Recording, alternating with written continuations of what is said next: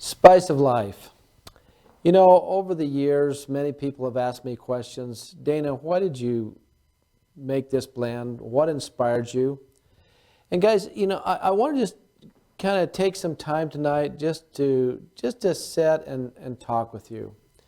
You know, a lot of times when I've thought about different things, I wish if I could have just been a fly on the wall and watched how something was developed or why. What was the thinking process? I thought that would be really kind of fun. So tonight, I just kind of want to take you through, the history, the background, why, how would you use it, and why would you even want to use it? I'm very passionate about Spice for Life. It was one of my very first blends that I created years ago. It kind of set a pattern up for me on how to research and why I'd want to create a blend. Everything that I've created over the years, there's always been a specific target. And Spice of Life was one of those amazing things that kind of set the pattern that I followed all along the way. And so join me as we kind of go through this little journey of the history. You know, many times as a person, as a father, watching your children, they'll come down with some kind of a cold or a sore throat, and you watch them struggle.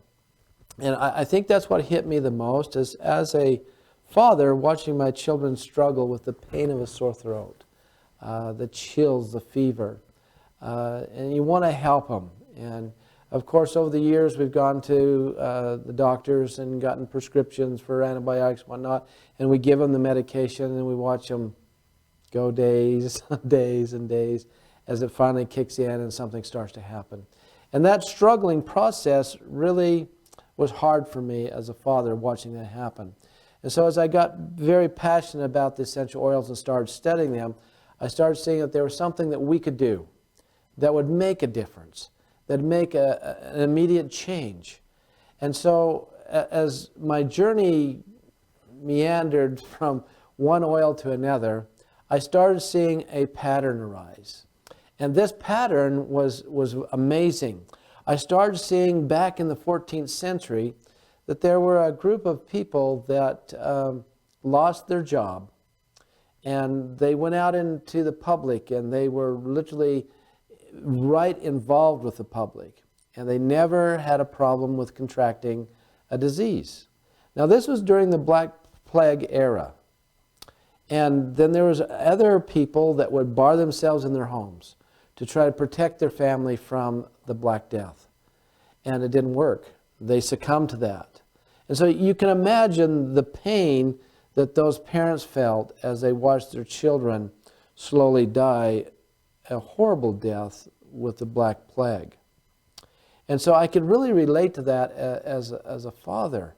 But this group of people that had lost their job and was in the community, they were the spice traders. They're the ones that were decommissioned by the king to literally stop trading because he believed they were the ones that brought this plague to their country. And so they're decommissioned, lost their income, but yet they knew from working with the native people of the countries where they brought the spices from, that these spices, these herbs, these aromatic substances had amazing power. They didn't understand why, but they knew they worked. And so they used them. They put them on their body. They took them internally. They rubbed them on, whatever they could do, and it worked. It protected them. And they would go out and rob the dead and dying bodies, take the rings off, the coins out, and that's what they had for their income. This really intrigued me because it hit home. It was very personal. Instead of being removed centuries ago, it became very personal to me. That here is something that they used that helped their family, that could have saved lives. And as I started to get excited about that, and I started seeing the possibilities, that's what inspired me to create the blend Spice of Life. And so I started putting the oils together that they had used from the research that I could find in the English Royal Archives, from the torturing from the King of France that made him talk about what they used. The lavender, the cinnamon, the clove bud, the rosemary. These oils that they had used to protect them. And I came across other research showing that during this era, the people that actually harvested aromatic plants and distilled them to make leather goods like gloves and hats, perfumes, literally in a 30-mile radius around the cities, no one contracted the plague, not one person. This became very exciting to me. And so I started putting together this grouping of oils. And now all of a sudden, this list developed, cinnamon bark being number one. I was blown away by the amount of research that I was finding on cinnamon bark and how it would work in controlling viruses. Not just a simple little research here with 2 or 3 people.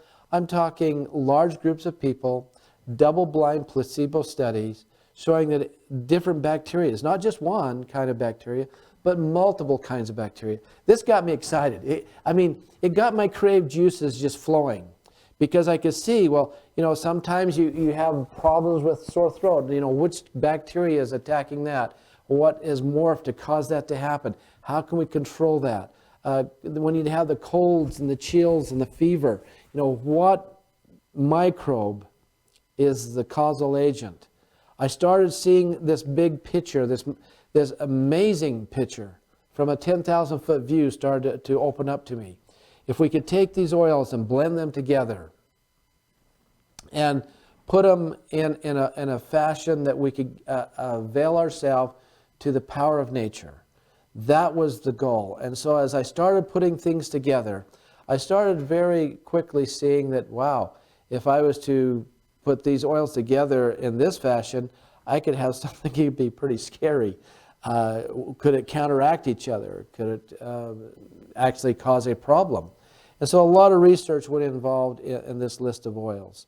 And as you can see here, clove bud, you're familiar with clove bud. It's been used for a long time in the dentistry industry because of its analgesic effect to help stop the power of pain.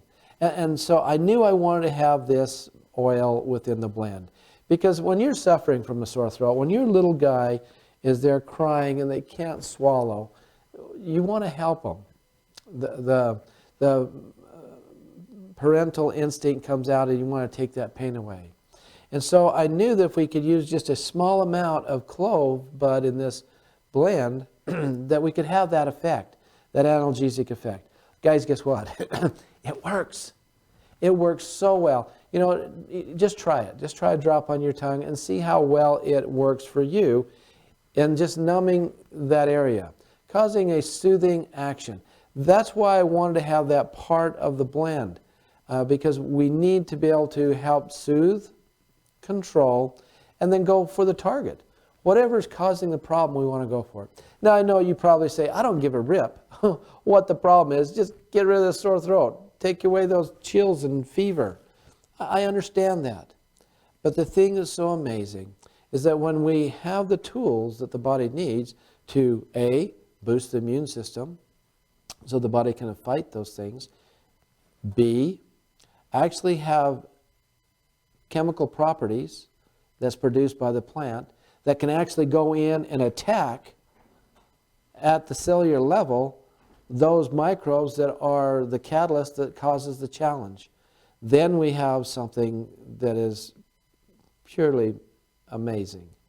And that's the goal here. So that's why I put together this grouping of oils so they'd be synergistically bioavailable to you to create the kind of support to your body that you would be looking for. Not just a whimsical throw together, but actually several months of due diligence, research, understanding how much that needed to be used, why it should be used. For example, let's look at oregano. Even diluting oregano, 1 to 50,000 will kill fungus. And when you look at the power of the oils combined together synergistically, not only do we go after a single microbe, But according to research, there are multiple microbes. In fact, within this blend alone, looking at all the research collectively, we're looking at a total of about 90 different microbes that can actually be controlled or acted upon. And that's the power. That's the power that we're looking for. And so you might ask, well, Dana, how do you use it? And when would you reach for it? And so let me just share with you what I do. When do I reach for it? And why do I use it? Number one, you want to protect yourself from things that are in the environment. You want to protect yourself from microbes. How's the best way to do that? The best way is to boost your immune system, support your body. Your body was designed to literally protect itself, to fight against different invaders. And so if we can support our immune system, if we can train our immune system to be strong, if we can do that, then that's basically your first line of defense. Teach your body and your immune system to be strong, to be powerful. When we start looking at the oils that are within this blend, we start seeing that they have immune supporting and stimulating properties. This is not just Dana talking about. This is what I found in research. This amazing plant extract can support the immune system and help it to be strong. Your first line of defense. Number two, you didn't have a strong immune system. And something got in. Something morphed. Something changed. And all of a sudden you have those telltale signs. And what are those telltale signs?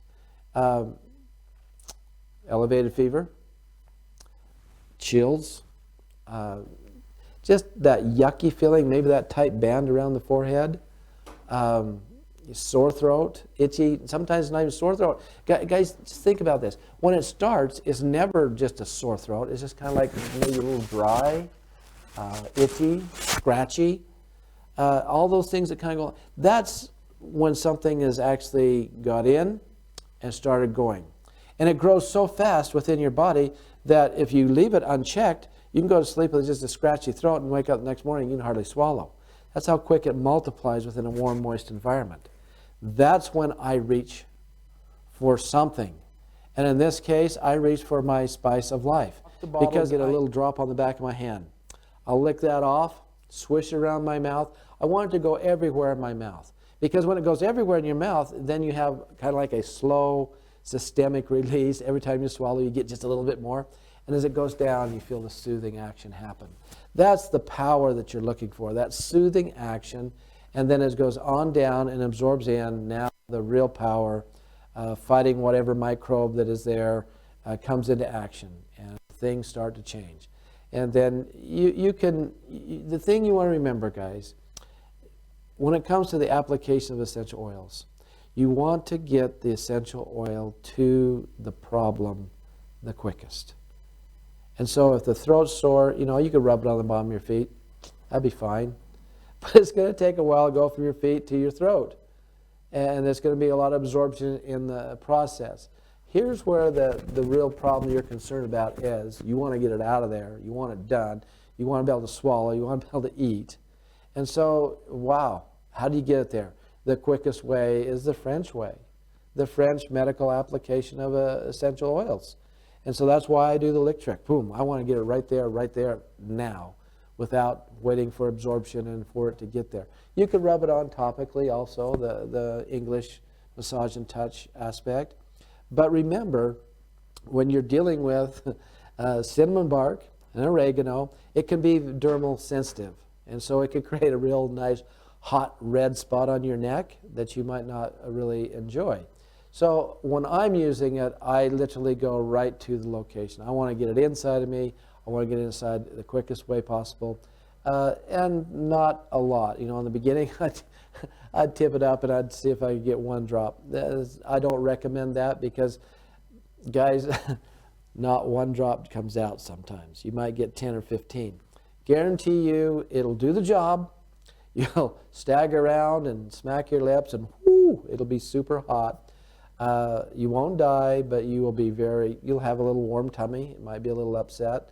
But guys, I'll tell you what, there's no replacement for Spice of Life.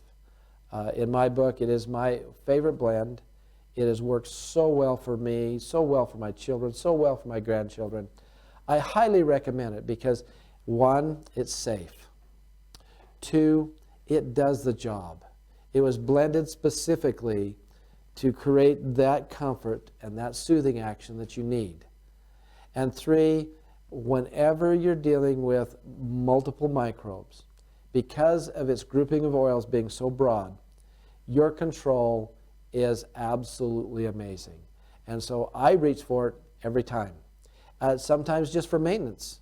Guys, don't think that just because you don't have anything going on, you don't need it. Boy, if you know you're going to go into a public area, I reach for it.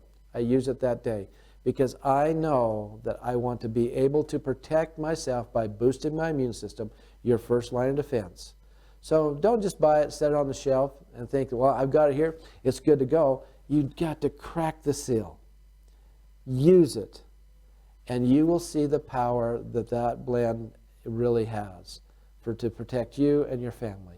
Remember, when you're dealing with essential oils, get the oils to the location the quickest.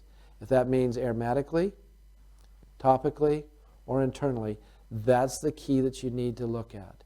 But always know that whenever you're dealing with microbes, they can go throughout your entire body, create kind of challenges wherever they might be. So identify first location and go with the application. Boy, that is a really good question. What dilution for someone that's under 1 years of age? You know, guys, that's really tough. Most times when you're dealing with a child that small, to use Spice for Life the French way through the oral application, they will cry, even if you dilute that down by 90%. The cinnamon bark, the oregano is still pretty warm, and so usually what I do on that, if I'm working with a small child that small, you'll want to actually put it into a tea. And this works really well because it gives you a good dilution.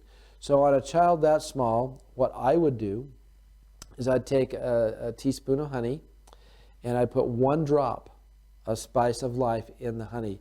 You stir that vigorously. Get it very emulsified all the way. Just stir it up, stir it up, stir it up, stir it up until it's very nice. And the honey will become very runny. And then take warm apple juice or apple cider and a cup of it and pour in to dissolve that honey. And now you have a Spice of Life tea. That now given to the child is phenomenal. And by the way, guys, that is a very powerful way, a method of application for food poisoning. I've used this with Cami and other family members, and man, it just boom. It stops the food poisoning, the throwing up, bam, it's over. And so this tea is a powerful way to really, step up the plate and help the very smallest to the very eldest. Great for elderly people too. Good 1 drop, teaspoon, and your apple juice or apple cider. Great stuff. That's what I do.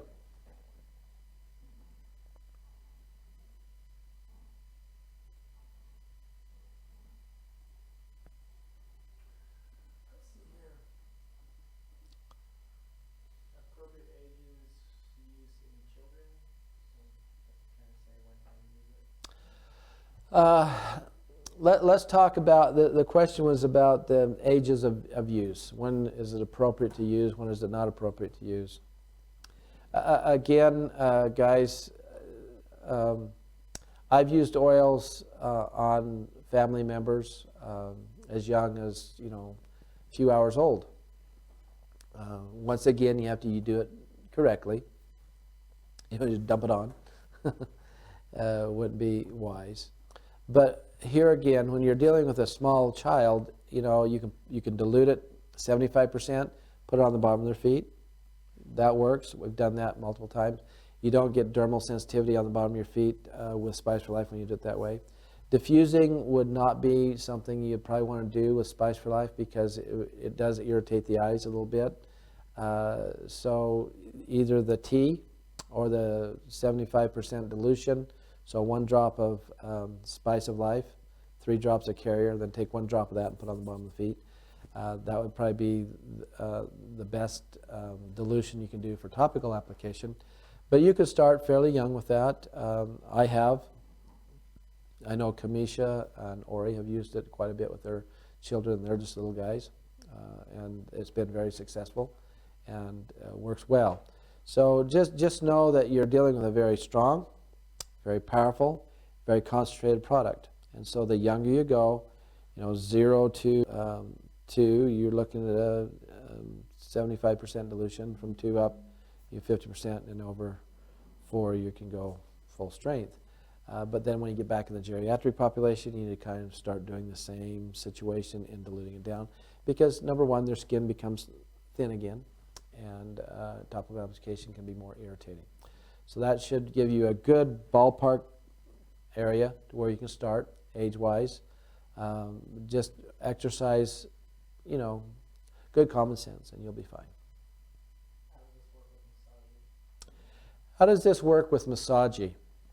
Very well. You see, one of the challenges that you have when you look at a cold or a flu coming on is that you probably have had a suppression of your immune system. You've had an attack of free radicals. You've undergone a bout of stress, and when you go through a bout of stress, guess what happens to your immune system? It goes down. Free radicals are exploding in your body. So when using Spice for Life with Massagee, you're giving a 1-2 punch to the free radicals. You're going after microbes. It's a beautiful combination. Absolutely highly recommend.